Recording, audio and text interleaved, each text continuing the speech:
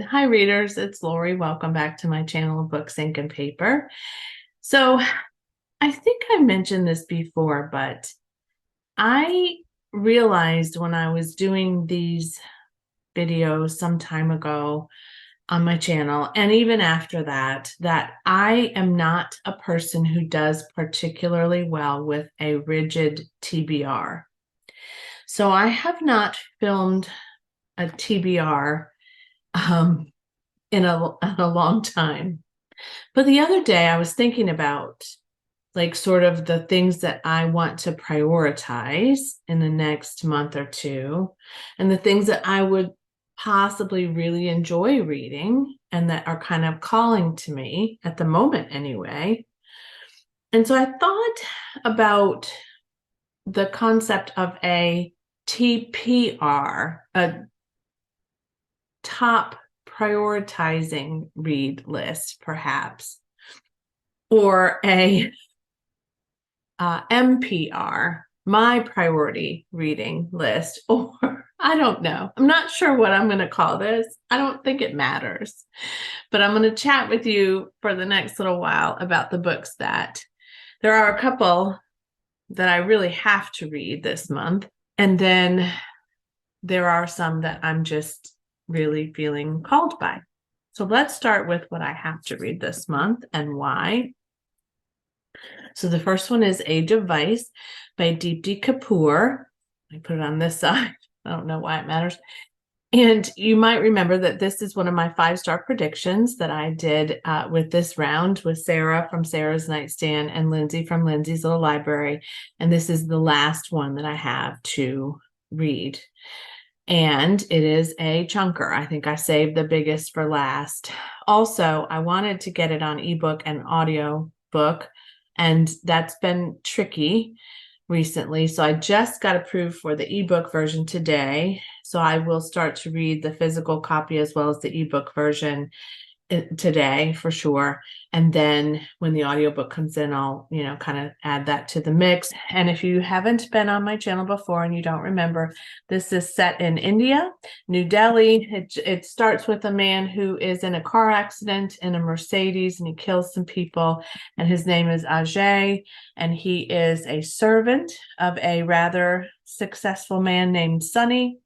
And Sunny is probably maybe a mobster, not sure. And then there's another character named Nita, who is a journalist who's kind of caught in the midst of this. And I did start this last month and I just didn't get very far because I was also trying to finish the other two. And I really want to know not a ton about this, but I feel like it's probably a mob kind of novel set in India, which does really, really appeal to me. And obviously it must be getting some attention because it's not available at my library on ebook or Kindle easily. So there you go. This one, I was going to have to show you a screenshot of this, but I actually just happened to say to my partner, I'm about to start filming, which is the warning, don't come in.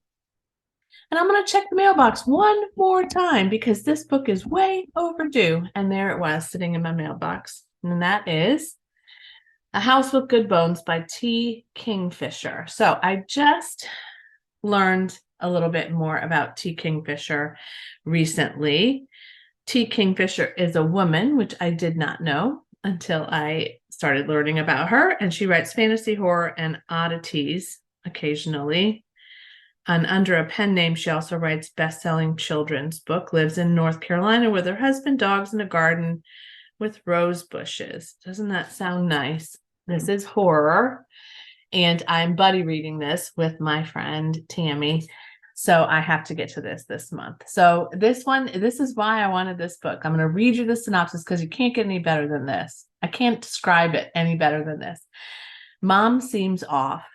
Her brother's words echo in Sam Montgomery's ear as she turns into the quiet North Carolina street where their mother lives alone. She brushes the thought away as she climbs the front steps. Sam's excited for this extended, rare visit and looking forward to nights just the two of them, drinking boxed wine, watching murder mystery shows, and guessing who the killer is long before the characters figure it out. But stepping inside, she quickly realizes home isn't what it used to be. Gone is the warm, cluttered charm her mom is known for. Now the walls are painted a stark white. Her mom jumps at the smallest noises and looks over her shoulder, even when she's the only person in the room. And when Sam steps out back to clear her head, she finds a jar of tea hidden beneath the magazine-worthy rose bushes, and vultures are circling the garden from above. To find out what's got her mom so frightened in her own home, Sam will go digging for the truth, but some secrets are better left buried. I can't imagine. So this is much shorter than I thought it would be. In size, it's smaller. It doesn't matter to me, but I was kind of surprised and actually a little delighted because then it seems like it will be slightly faster to read. 247 pages, which includes the afterword and acknowledgments. Beautiful. New release. Came out March 30th. Was supposed to arrive at my home March 30th. Did not arrive until April 2nd, which is the day I'm filming. So there you go. So those two are absolutely to be read. Now comes what will likely get read. And that is Sally Hepworth, The Soulmate, which was my Book of the Month Club selection for March. And it was an early release for us there at Book of the Month membership land because it didn't come out until the first part of April. So it's, I think, maybe out. It might be out today, but it might not be out till April 4th because that is the, as I recall, that is the publishing date. But the reason I'm likely going to finish this month is because I've already started it. I am 96 pages in. It is not too long, but it's also very short chapters, which for me and many of you I know because I watch and listen to you is a quicker read typically. This one is interesting to me. It's set in Australia, follows Pippa and Gabe, who live in this little house on the coast, and they're at a cliff area where people are known to come when they want to kill themselves.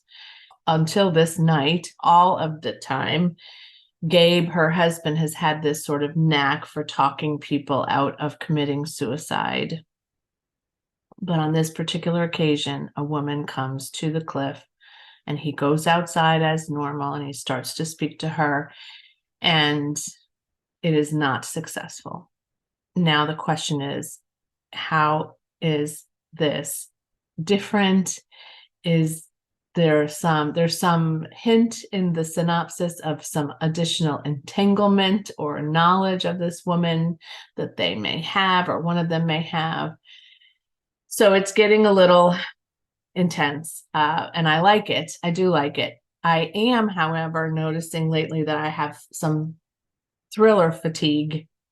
So the fact that I actually had already picked it up is the reason I'm likely going to finish it, because I've just noticed that they're starting to run together and I'm not enjoying them as much. And it's probably not about the writing or the plot. It's more about me. So this is probably I'm probably going to take a break from thrillers after this, but I'm planning on finishing this. I love this cover, actually. Can you see? I mean, that's obviously a cliff, but holy cow, that's pretty. And the little tagline is, what happens when love pushes you to the edge. I am enjoying it. I will say trigger warnings for suicide, clearly. And yeah, just, it's a quick, short read. It's really pretty. It's really very, very pretty in all ways. So I'll probably finish that. I have this piles of books all around me because it's filming day. I know you all probably don't find this to be a shock, but most of us YouTubers, booktubers film in batches. So here's one I got from my library, and it was kind of an impulse pick. And I would like to get to it, I might get to it, but I don't know. And that's Know My Name by Chanel Miller. I had done a video earlier in the month of March about Women's Month reads that you could potentially look at. And this was one that I talked about. And it is one that interests me and has interested me for a long time. I have not started it at all. It's been sitting here since I got it out from my library a few weeks ago. In fact, I need to look and see when it's due. But it did seem like something that I could get through fairly quickly. But also, it seems like a pretty heavy read. And I'm not sure that I'm in the space where I want to do that. I have to be really in the mood for that kind of thing. And so it's a possibility that I'll get to this. It's also a possibility that I will just return it to the library. So there's that. Okay, speaking of the library, I went to the library the other day because I wanted to read a book and I don't want to own it at this point because I'm not sure if I'm going to like it. So I put it on interlibrary loan and it's not in yet, but that will have to be prioritized when it does come in because I only get a couple of weeks to read an interlibrary loan. But that one is called Remote Sympathy by Catherine Chidji. And I could be Chidji. I could be completely butchering her name. It has a 4.33 rating on Goodreads. So this one is, I heard about it, I think on a podcast. No, I take that back. It wasn't a podcast. I was watching a booktuber, Jen Campbell, I think, who was going over the Women's Book Prize picks, I think for 2022, or maybe it was 2021. Let me see when this came out. 2021. I don't know. Either way, I think that's where I heard about it. I watched Jen, and it was fascinating to me in its plot. So I looked to see if I could find it. Couldn't. It's not easy to find. Frau Greta Hahn leaves Munich with her husband, and they have a new home that is beautiful. And it's in this like camp area where other officers' wives live. And it is just a gorgeous new place for them to be stationed. And she discovers that there is a prison camp and that is where they are, and that her husband has been assigned as camp administrator of this prison camp in Germany. There are lots of stresses, lots of things going on, but Frau Hahn is suddenly allied with an unlikely guy named Leonard Weber, who invented a machine called the sympathetic vitalizer. And at that time, Dr. Weber thought that this machine could cure cancer. The last of the synopsis, the last line says, whether it does or does not, it might yet save a life. Now, I was so intrigued by this, and the fact that it was nominated for a Women's Book Prize, and the fact that it was pretty highly rated on Goodreads. I just felt compelled to get it. It just sounded so unique to me that I really wanted to take a look. Will I finish it? I don't know. Will I start it? Yes, because I committed to an interlibrary loan, and those are very precious to me. I don't even know that it'll come in April because my new library, should dare say, that they are a little slower than my old library at getting things on the shelves and getting things done, but we'll see. Speaking of that too, the Golden Spoon is still one that I have put on as a request as a new book. So it's showing that they've received it. It's showing that they have not processed it completely, which is a little frustrating to me. But this is, I think it's Jessa Maxwell. Yes, it's Jessa Maxwell, The Golden Spoon. I talked about this. It's one of my anticipated releases for the month of March. I still don't have it. My library still doesn't have it. And I could have bought it, you guys. I've looked at it about 4 different times and said, well, just buy it already. And then there's a little voice inside of me that says, but no, you're only collecting books that are really important and meaningful to you. And you don't even know what this book is like. So I haven't ordered it. It could be really campy and crazy. I don't know. It has a fairly mediocre rating of 3.61 on Goodreads. And I've heard some people really like it and think it's cute. And some people are like, nah.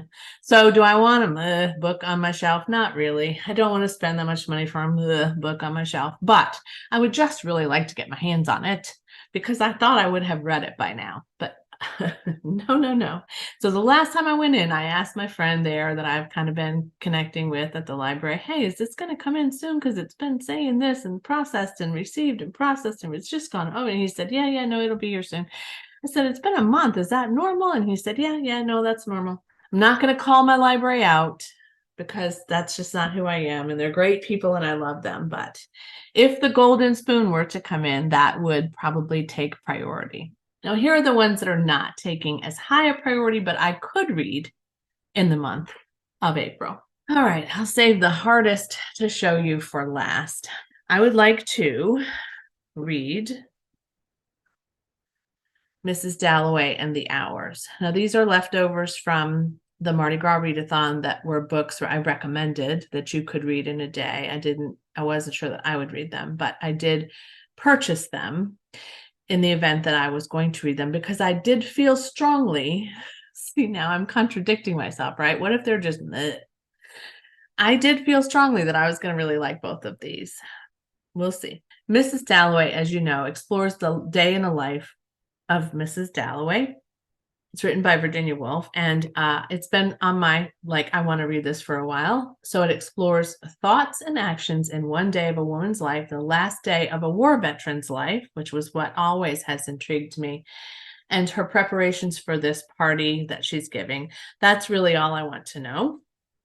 And then The Hours, which I have seen the movie adaptation of, but we'll talk about that in a minute. Okay, this book follows 3 women in one day. The first one is Clarissa Vaughn, who is preparing a party for her friend. Laura Brown, who lives in this constrained suburb with this perfect family and is still not quite feeling fulfilled by all of that. And then Virginia Woolf, it explores what her life may have been in this day while she was recuperating from an illness and beginning to write Mrs. Dalloway. I have always believed that this was just a fantastic plot. I enjoyed the film very much. So at some point in the near future, these are going to take priority. My pile is really becoming quite unruly. All right.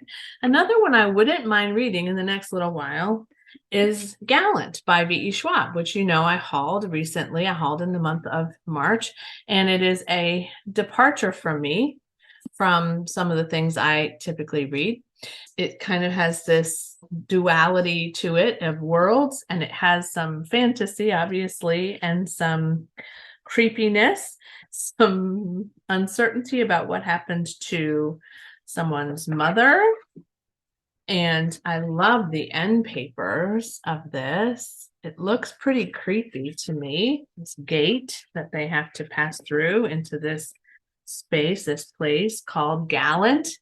It wouldn't upset me to get to this. I wish I could say I'm taking a whole week off and I'm just going to read all week, but I'm not. So there's that. And another one that's kind of been stuck and didn't get read, and I would like to get to it, is Everyone in My Family Has Killed Someone by Benjamin Stevenson. This was a highly anticipated read for me. It was an auto buy for me because of the buzz about it and the synopsis. Again, could it be meh? Yeah, and here I am with it. But this follows Ernie, who has this crazy family that has all apparently killed somebody, and they reunite, and I don't want to know a whole lot more than that. The buzz I'm seeing, though, is really good. Jane Harper blurbed it. She's also from Australia, as is this author, Benjamin Stevenson. He has been a comedy writer as well and appeared over there as a comedian. If this is going to be adopted into an HBO TV series, I don't know when, but isn't that funny? So I would like to read it before I see the series. So that's a possibility for my TBR, my potential TBR. But here's the last one. And I'm really embarrassed by this. This is really heavy. I'm not going to be able to pick this up in an end shot for sure. Last year, I had been eyeing something called the Once Upon a Book Club subscription box. And a lot of people receive it and a lot of people unbox it on BookTube. I had been intrigued by it. And there were a couple of times that I almost got a box. I didn't want a subscription, but I almost got a box a couple of times just because something on my glasses today, just because of a book that they were featuring that I really kind of wanted to see what was in those boxes. But either I would hesitate and then the box would be sold out, or I would just decide not to do it. But sometime last year, toward the end of the year, I think, I chose a book that I had my eye on, but had not purchased, that became a box. And that is The Many Daughters of Afang Moy by Jamie Ford. Jamie Ford also wrote The Hotel on the Corner of Bitter and Sweet. I have not read it, but a lot of people love that. But this premise for me has always stood out. Okay. Now, first, I'm going to tell you about the plot of this. It follows all of these women, a poet laureate with a child who's exhibiting some similar behaviors to her, and she believes the past is kind of coming back up through this child's behavior. Then it goes back into examining the life of Faye Moy, who was a nurse in China who served in the war, Zoe Moy, who was a student in England at a famous school, and Lai King Moy, a girl in San Francisco during a plague epidemic, and Greta Moy, a tech executive with a unique dating app, and Afang Moy, who was the first Chinese woman to ever set foot in America. So this follows a lot of women.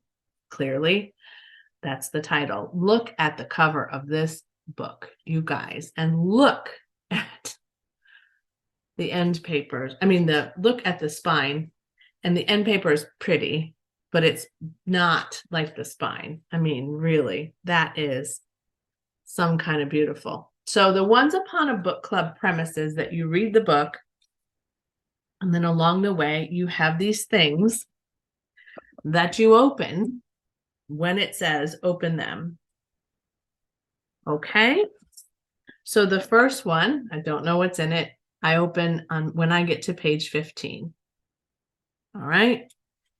Then the next one I open when I get to page 37, which is super heavy. I can't even tell you. I can't even tell you. And it's been really hard for me not to open these things. I'm not kidding you. I opened this at page 261. And it's just wrapped in some beautiful paper. I opened this on page 291. There's also a recipe for Chinese congee, and there's a kit with discussion questions and a conversation with Jamie Ford. This book is, let me tell you how many pages this book is, 361 with the acknowledgement. I love this too. Don't change the world. I ask you, I can't even. Why have I not read this so far? I don't know. No idea. What I know is it's been sitting over there behind me on my little table by my chair. It is my priority to get to this in the next couple of months. And it's not big. It wouldn't be a stretch. So it's a very good possibility that I could get to that in the month of April. And if I were to do a reread, it would be The Broken Girls by Simone St. James, because I just got this recently and I really loved this. And I really want to revisit it and see if I still love it in the same way. Dual Timeline in Vermont, Dark Academia at Idlewild Hall, and Fiona Sheridan's sister is found dead near Idlewild Hall. She wants to find out what the connection is to this school and her sister and this murder. And again, it's been a while, so I would love to read that. Thanks for watching today. Thanks for your comments, your support, your patience with me while I was out for a little while marrying that child off legally. And as always, happy reading. Bye.